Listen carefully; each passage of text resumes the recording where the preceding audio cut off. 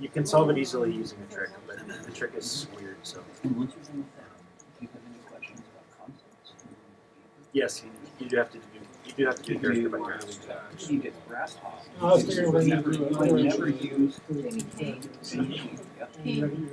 He's like a real pro. We embrace him. He's really swims well. Sure. Well, you validated that. It's hard. Yeah. Really, that's harder. Yeah.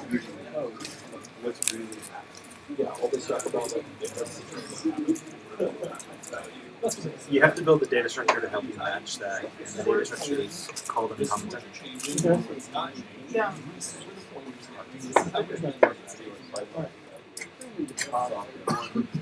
Was it easier for all spaces and people with? past value types have references and all this other He's an actual computer science professor. Your laptop. Cool. Yeah.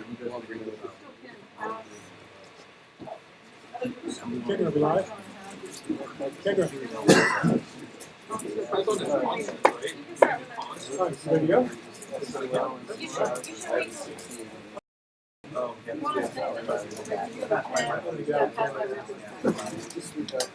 Yeah. It's not quite the same. Oh, yeah, it's okay. Yeah. So every Friday you have pizza and guests? No, definitely. A wide range of guys. No problem. Creators, It has the PhD people, professors coming in as well. Some weeks it's a I give it.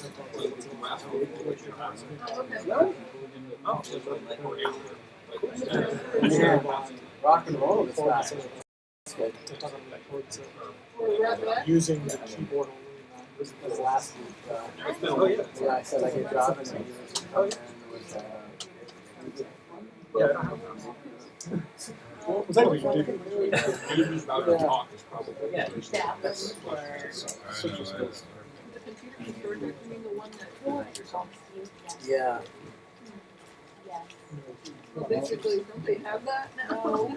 First, that resurrect. Yeah.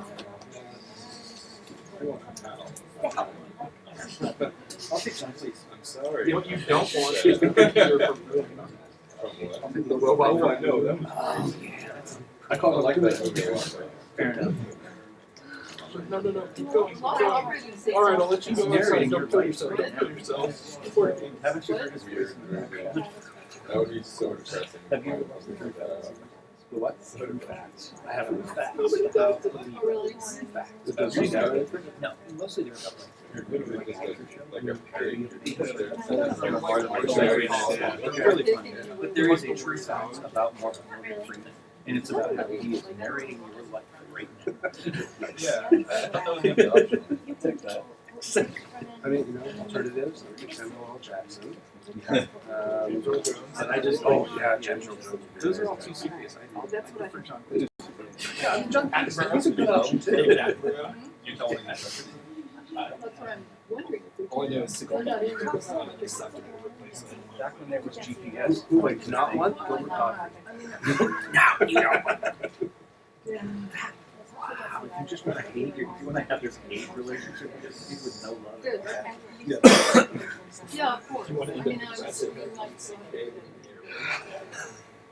In fact, probably. But, yeah, I think that's a good reason.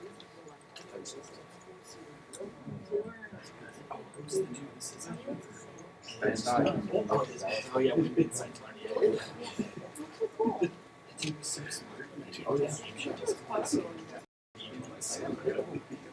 All right, thank you for everyone coming. Appreciate it. We have a good opportunity to have my friend Mike Case come and speak to us. Mike is a graduate of UC Berkeley. He got his PhD in 2009 in electrical engineering and computer science. He's also worked for IBM for 5 years and currently works for Mentor Graphics. Can't really hear you back here. What's that? Can't really hear you back here, sorry. Some white noise. Yeah, there's noise behind him. So in addition, Mike is specialized in a field called electric design automation, a niche in software and hardware. He works in a software package which hardware engineers use to design and verify computer chips. And Mike is interested in computer science, algorithms, and mathematics. He's also going to talk to you about a project and a hobby he's doing with a program and game called, or not game, but a competition called Halite. So with that, I'll welcome Mike Case. Okay, thanks. So I guess I really have to boom to get my voice heard here. So that's good. From the diaphragm, Mike. Okay, good. Okay, so thank you for having me. First, an introduction. Who am I? So I went to Oregon State University where I got 3 degrees, computer engineering, electrical engineering, and math. And then from there, I wanted to go into grad school, so I went down to UC Berkeley and got a PhD in electrical engineering and computer science. I spent 5 years at IBM, and now I'm in Mentor Graphics down in Wilsonville, where I've been there for a little over 5 years. So I specialize in kind of a weird field. It's halfway in between software and hardware. So modern chips, they're actually built in what looks like a computer language. And then there's a bunch of tools that take this and turn it into a chip. So you can think of it like a compiler for silicon. So there's a lot of tools related to translating the English into the chip, and then there's also tools in checking that that process went correctly, because a bug is really expensive. So I work in one of the tools that checks to make sure that that works correctly. So I'm writing software every day, and my software is used to design hardware. Does that make sense? So I'm halfway in between. So it uses computer science and lots and lots and lots of algorithms. Okay, so that's the day job. But from time to time, I find these programming competitions online. So something came up on Hacker News a while ago. It was an AI programming competition. And I thought that this sounds fun. So the thing about computer science is if you have a really strong background in algorithms, you can pretty much do anything. So going from chip design to artificial intelligence for a game is not actually that much of a jump. So I thought, okay, this will be fun. So I started doing this programming competition on the side. And so this talk is all about the programming competition. We can talk about chip design later if you really want, but it's kind of boring. This is more interesting. So this is a game that they put together. It's kind of like a really dumbed down version of a StarCraft or something like that. And they made it easy to write bots for this. And the idea is that everybody uploads the bots, and then the bots will fight on the server. And there's some sort of a ranking system.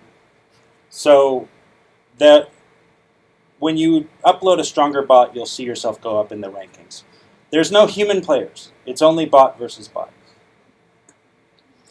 And here's a short video.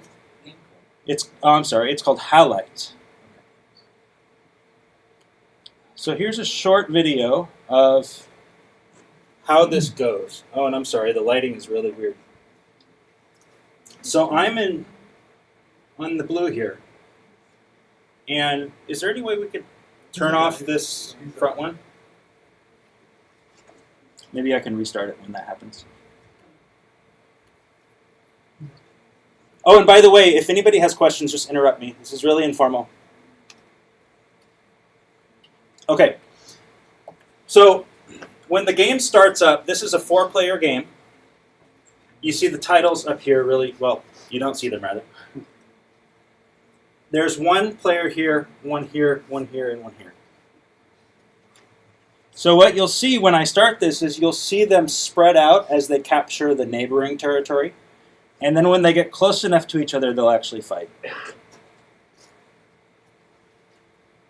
And which So of these 4 bots are you? This is me up here. These bots eating up resources or territory? They're eating up territory.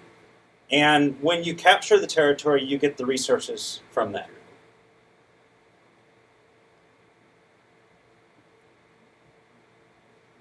So you see it's kind of slow to start when you don't have very many resources.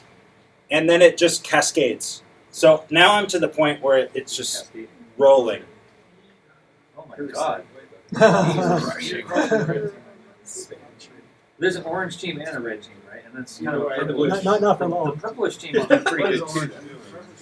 The orange team's wrapping. The map wraps. Okay, so I did record one where I did pretty well. Understandably.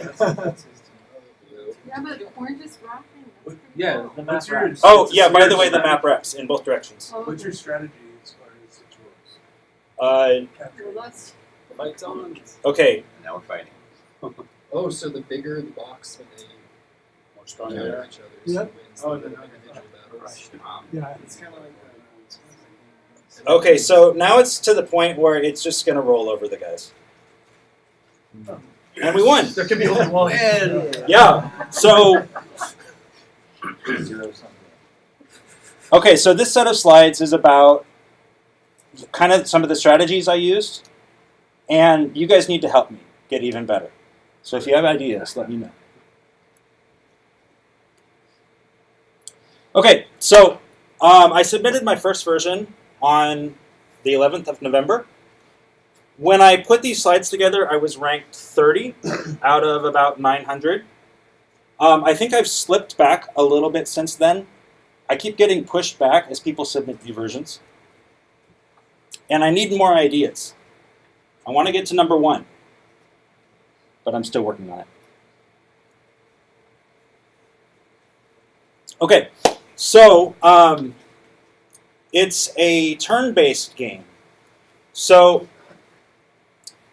everybody, there's a game server, and the game server transmits the state of the game to you. And then you have 1 second to tell it your move. Now the move consists of an action for every square.